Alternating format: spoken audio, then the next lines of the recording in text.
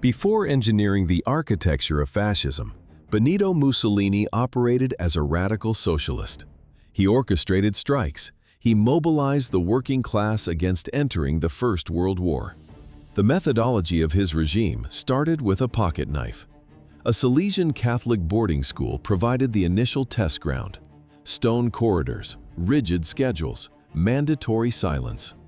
This strict order served as a contrasting baseline. A teenage Mussolini shattered it. A minor verbal conflict escalated instantly. He drove a blade into a fellow student. Blood pooled on the floorboards. Instructors stood paralyzed in shock. Administrators expelled him immediately. Violence became his primary operational tool. How did the son of a village blacksmith become the mouthpiece of the working class? Through radical journalism and aggressive street rhetoric. His parents laid his ideological foundation in Predoppio. Rosa Maltoni gave birth to him on July 29, 1883. His father, Alessandro, forged iron and studied Karl Marx. He named his son after the Mexican revolutionary Benito Juarez. The boy absorbed left-wing, anti-imperialist mechanics. Decades later, he would systematically dismantle these exact same ideas to secure a total political monopoly. The aggression shifted from physical strikes to printed text. 1909, Mussolini relocated to Trento, a territory controlled by Austro-Hungary. He assumed command of the socialist newspaper L'Avvenire del Lavoratore. The editorial room smelled of cheap printing ink and stale tobacco. He manipulated the working masses through high-contrast, anti-government editorials. Austrian security forces identified the threat. They arrested the young editor. They deported him back to Italy. The deportation only amplified his influence. By 1912, he had infiltrated the Central Committee of the Italian Socialist Party. His political reach expanded nationwide. Global conflict loomed on the horizon. Mussolini mounted the podium and delivered a militant speech against the impending war. 0 seats. That was Mussolini's mathematical yield in the parliamentary elections of 1919.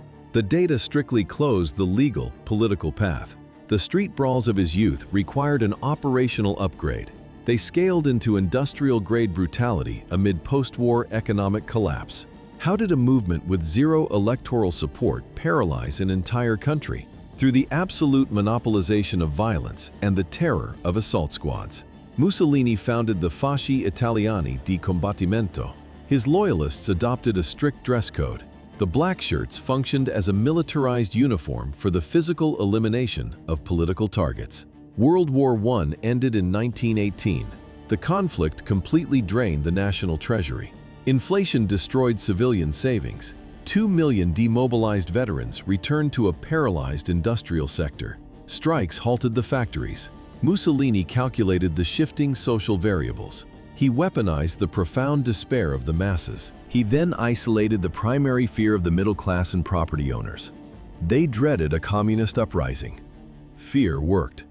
The Blackshirts offered a brutal countermeasure. Squads dismantled trade unions by sheer force. They beat socialist leaders in the open streets. Extra-legal violence replaced standard state authority. Systematic terror proved highly efficient. The business elite funded the assault squads, while local police simply looked the other way. By 1921, the scattered street gangs consolidated into a formal hierarchy. Mussolini officially established the National Fascist Party.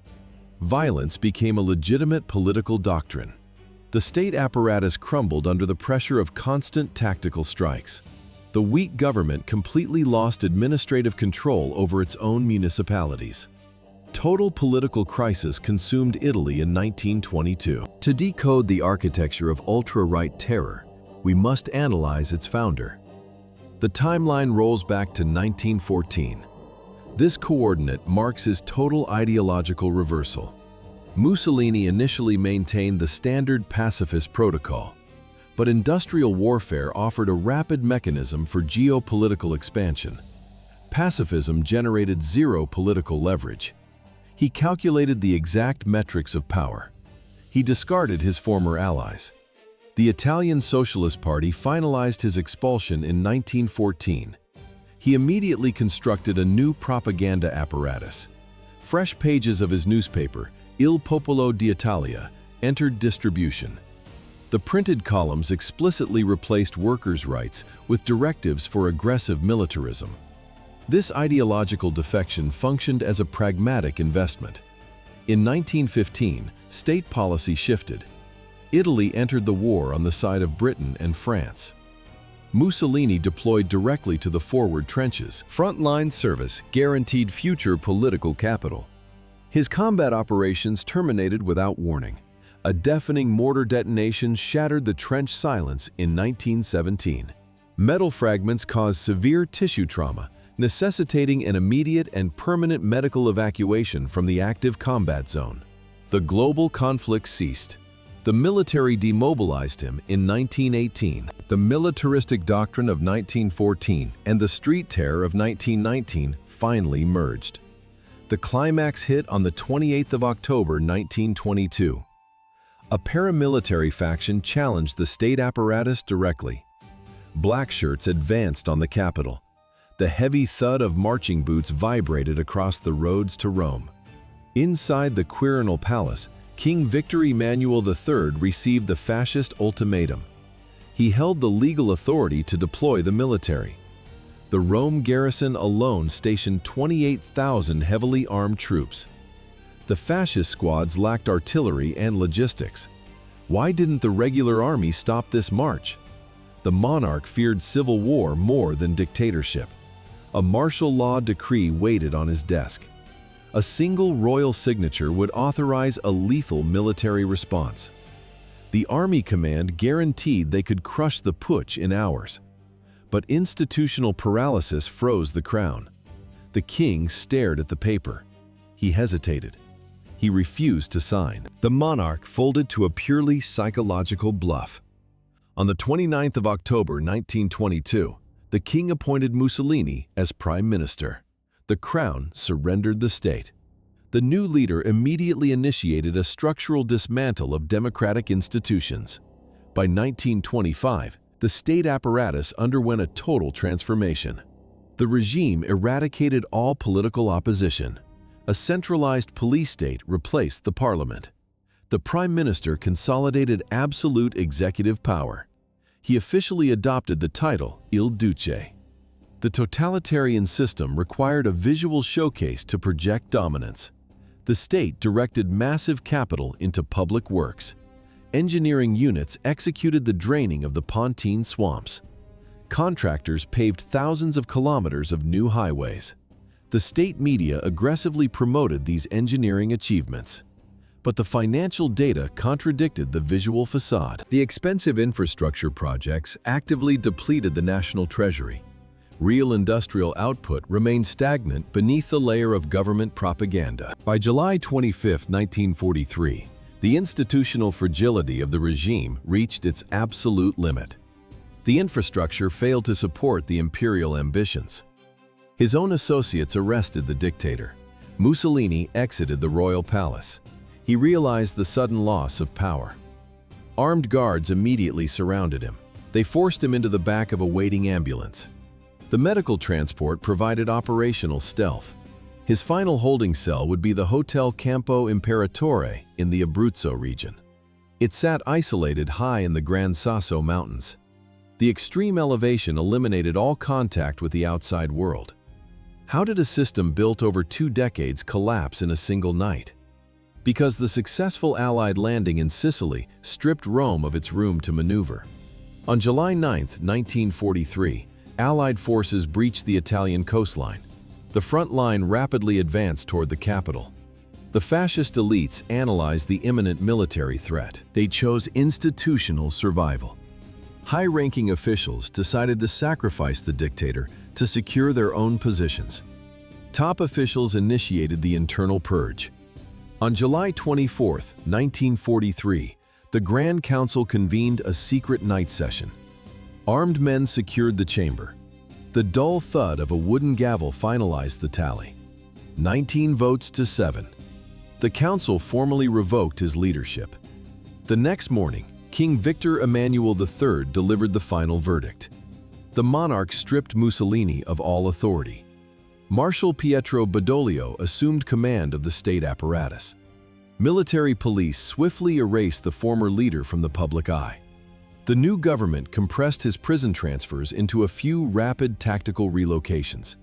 They moved him silently. The military completely dismantled the old command structure. On September 8, 1943, Badoglio's government signed an armistice with the Allies. The weakness of the army that betrayed the dictator originated earlier. The core defect locked into place in 1939. Mussolini signed the Pact of Steel with Germany. Rome projected an image of total mechanization. The reality proved different. Supply chains remained primitive. Artillery units relied on animal draft power. The regime built a facade of invincibility through aggressive colonial expansion. In 1935, Italian divisions invaded Ethiopia. The command expected a rapid, motorized advance.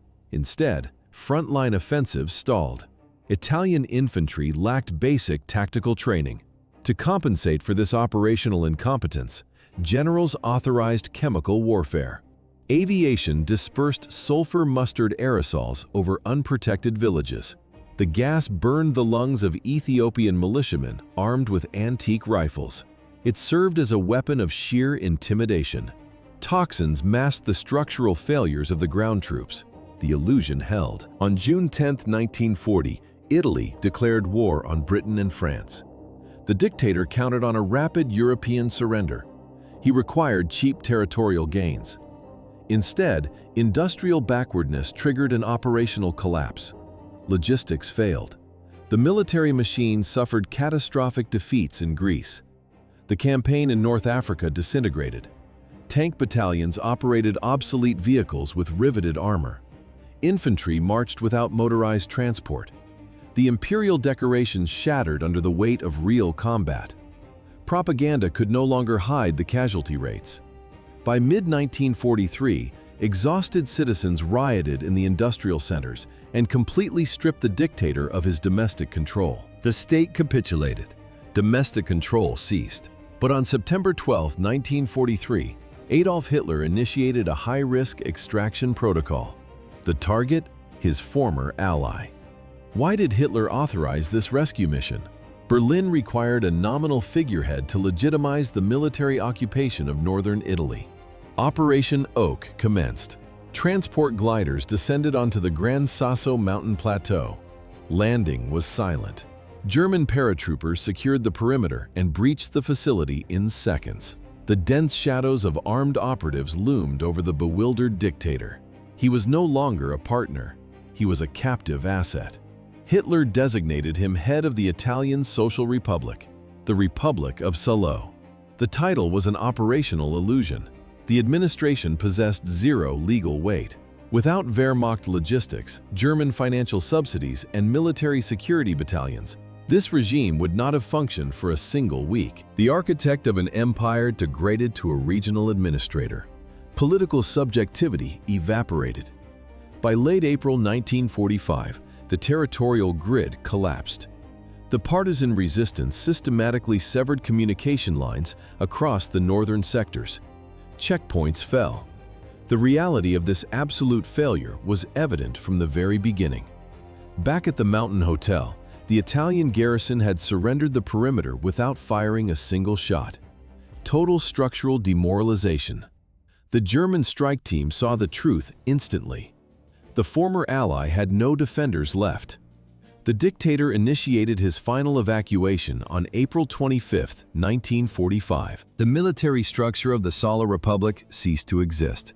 On April 25, 1945, the dictator abandoned Milan and set a direct course for the Swiss border. He left behind the Archbishop of the city, Cardinal Alfredo Ildefonso Schuster.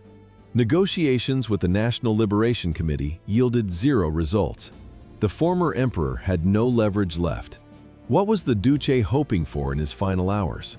For salvation in neutral Switzerland, where the German transport convoy was heading. This calculation ignored political reality.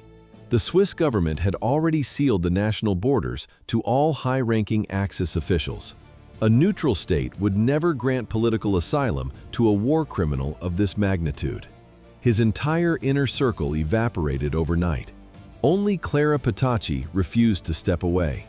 She was the singular individual from the state apparatus who maintained a blind, fanatical devotion to the deposed dictator against all rational survival instincts. The column moved north. They followed the narrow mountain roads along Lake Como. Retreating German SS troops provided the only armed escort.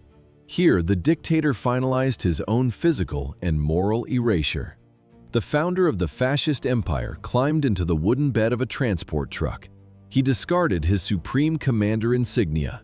He pulled on a standard-issue Luftwaffe overcoat. The thick, rough gray wool completely swallowed the tailored remnants of his national uniform. He jammed a heavy steel helmet down over his eyes. He hunched his shoulders. He tried to physically shrink his body, desperately attempting to camouflage himself among the exhausted foreign soldiers. The plan failed at a roadblock. On April 28, 1945, the failed escape ended in the quiet village of Giulino di Mezzegra. 7.65mm bullets were about to shatter the chest of a man who had spent 20 years promising Italy eternal greatness. Why did the execution take mere seconds? The National Liberation Committee demanded immediate liquidation without trial. The physical mechanics began at a stone wall. Two targets were positioned against the rough masonry: Benito Mussolini and Clara Petacci. A sharp metallic clank cut through the village silence. The bolt of a MAS-38 submachine gun slammed into battery. Walter Audicio, operating under the code name Colonel Valerio, prepared to fire. This exact weapon model carried a stark technical irony. A French infantry gun, captured by local resistance fighters, now served as the final instrument of execution for the Italian dictator. The time was exactly 1610. Audicio raised the barrel. Pure human panic took over. Petacci threw her body forward. She lunged frantically to cover Mussolini, a desperate, irrational human shield. The trigger broke. The initial burst of fire shredded her torso. Bullets pierced her vital organs before her knees could even touch the dirt. Then the muzzle shifted. Direct fire struck the primary target. The rounds tore through Mussolini's chest cavity. He collapsed instantly. Ballistic estimates of the structural damage vary. Physical records confirm at least 12 deep entry wounds. Other accounts cite up to 40 rounds systematically destroying bone and muscle tissue. The heart stopped. Biological functions ceased completely. But the assault did not end. The partisans continued firing dozens of rounds into the already lifeless body. Partisans drove the riddled corpses into Milan before dawn on the 29th of April. They unloaded the cargo directly onto the pavement of Piazzale Loreto. No stretchers, no tarpaulins. Dead mass hit the concrete. The location served a specific historical function. On the 10th of August 1944, fascist firing squads executed 15 anti-fascist fighters in this exact perimeter. Guards had abandoned the bleeding targets in the open dirt. Exactly 262 days separated that massacre from this morning. The traumatized city now executed a mathematically precise act of mirror retribution. Thousands of civilians breached the security line. The physical dismantling of the dictator commenced immediately. Repeated heavy kicks deformed the cranium. Leather boots stomped his jawbone into the asphalt. Armed men stepped forward. They discharged revolvers point-blank into the torn tissue. Saliva coated the unrecognizable face. The mob then dragged Clara Petacci into the impact zone. She held no official rank, but the traumatized society processed her strictly as a biological extension of the collapsed regime. Blunt force trauma fractured her ribs. The oppressed population violently transformed into a perfect physical reflection of their former executioners.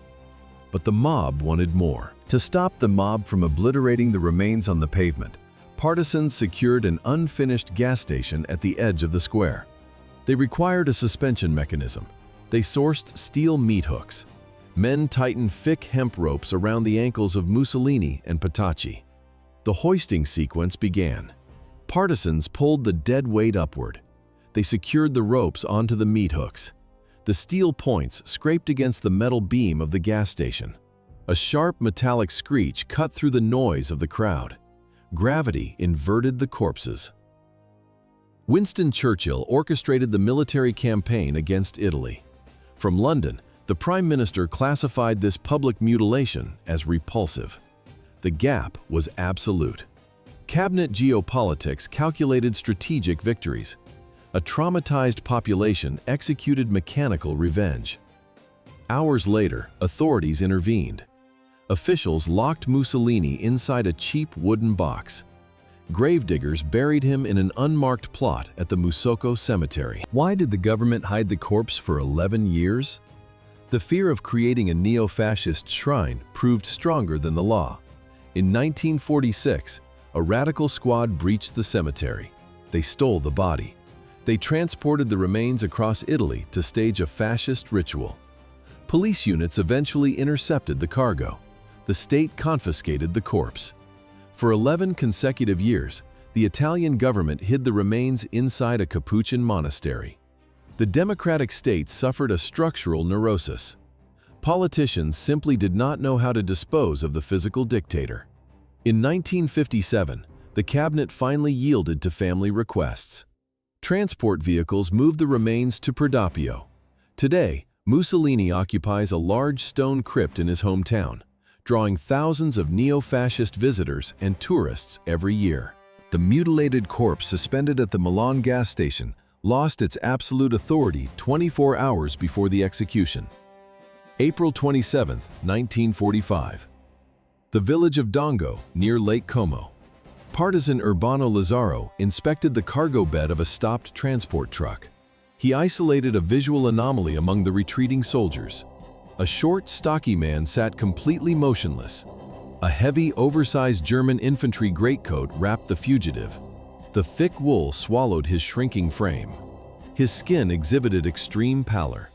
The physiological markers of severe psychological suppression were obvious. Rigid muscles, averted eyes, absolute silence. Minutes earlier, the retreating convoy had hit an armed barricade.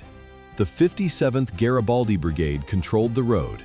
Commander Pier Luigi Bellini della Stella engineered the trap to intercept escaping regime officials heading for the Swiss border. The Wehrmacht escort quickly calculated the tactical disadvantage of a firefight, surrendering their rifles to the militants without firing a single shot. Partisans commenced a rapid, systematic sweep of the transport vehicles. They extracted high-ranking fascist ministers one by one. Lazzaro ordered the silent passenger onto the asphalt.